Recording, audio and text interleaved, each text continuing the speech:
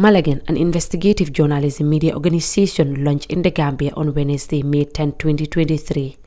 The organization is published by Open Media Center, a non-profit organization that focuses on open government and anti-corruption.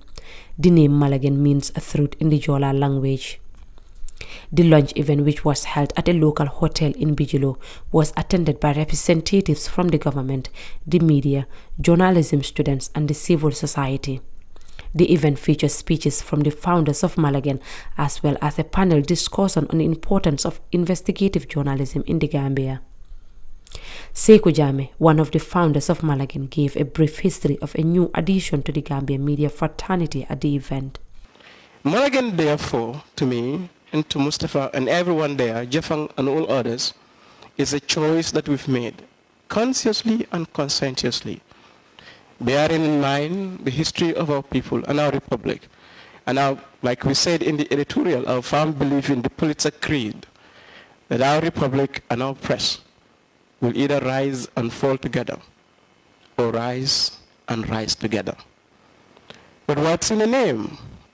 I mean, just to clarify, Malagan is not Malagan. I mean, I had a lot of people saying Malagan, Prof. It's not a Wolof name, it's not a Wolof term which means Malagan. I mean, we wouldn't say that. It's Jola, it means the truth. Malagan means the truth in Jola. And when we were trying to come up with a name, we had some criteria we were looking at. We were looking at authenticity.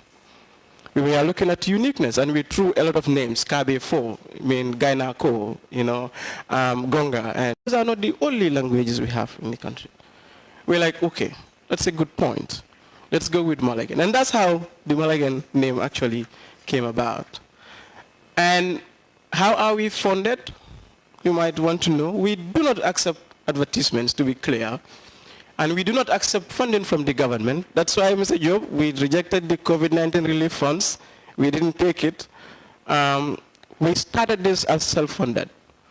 Mustafa was working with Justice Info, getting money. I was, besides my work, doing freelancing for The Guardian UK, New York Times and stuff, getting some money. So that's what we were using until we started now engaging some independent funding partners like U.S. Embassy, to fund the investigative work that we do. And where do we want to take this? For us, we will continue to innovate in all aspects, really. In terms of our business model, we will explore public support systems for investigative journalism. In terms of how we tell our stories, we will seek to adapt to changing news consumption patterns, really, especially for young people. And this year also, we want to launch some rapid response investigations of the news, so that our investigations, which usually take 3-4 months, now we can probably be producing short investigations in, say, 1 week or 2 weeks, short ones. In terms of our capacity, we will expand knowledge and skills, and with the support of U.S. Embassy and Freedom House. This year we are, in fact, launching today a fellowship where we are training a lot of young people from different media, so that the knowledge and skills actually on investigative journalism will go beyond Malagan. Chief of Party of Promoting Rights and Justice Program in the Gambia highlighted the critical role investigative journalists play in a country. 3 insisted that African journalists need to tell African stories, saying that we should not be defined by others. We believe that Malagan's commitment to independent journalism and telling those stories that matter to the people of the Gambia is an important step towards the goal of Gambian journalists telling the Gambian stories.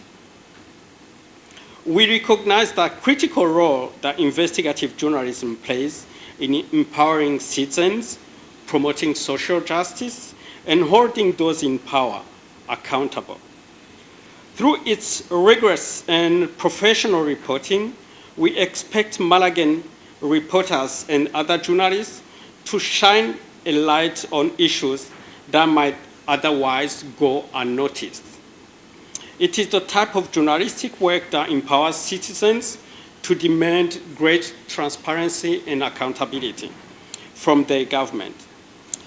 Sir Tom Stopford, a British playwright, said, quote, I still believe that if your aim is to change the world, journalism, it's a more immediate short-term weapon.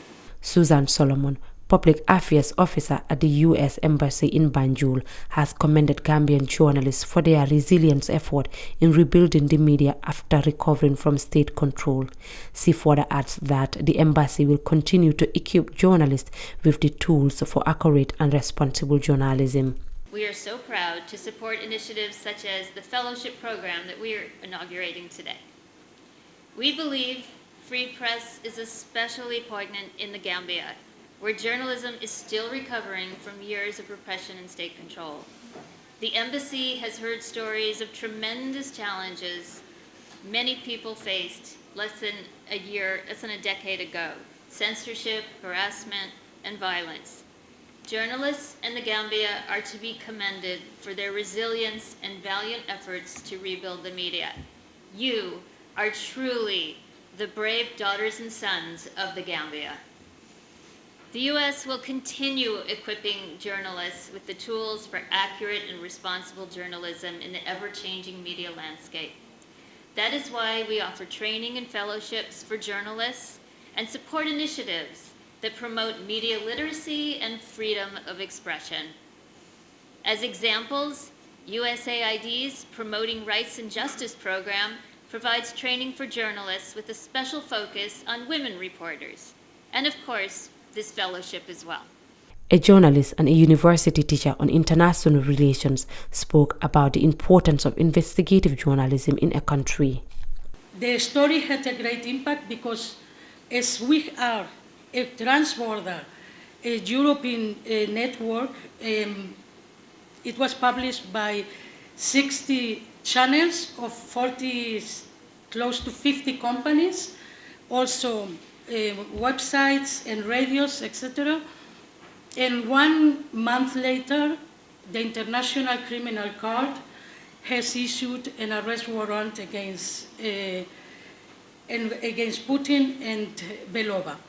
I mean, this is the way we have to do it now in journalism, because in a time where breaking news is much more than breaking news than before, where spectacle is more than seriousness, where fake news, disinformation is on the table every day, the only thing that journalists have to do to help the society not to be disinformed and not to be influenced by this fake news is investigative journalism. And not only investigative journalists as the one to get accountability of the powers, but also investigative journalism as the one of analyzing, having context, looking to all the angles of a story so that the society, the citizenship,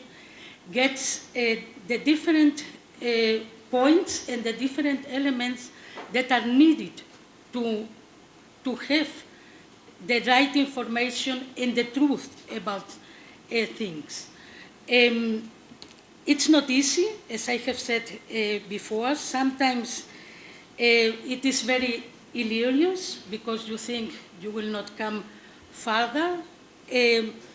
But as we say in our group, we can have a lot of investigations open, and at the end of the day, only one works, but this one can achieve much more that we can think. A panel was also held for Malagan staff to discuss on their work as investigative journalists. The Malagan staff also gave a detailed analysis of what they face in the field of investigation. Reporting for Kerr, Fatou, I am Ramatulai Jao.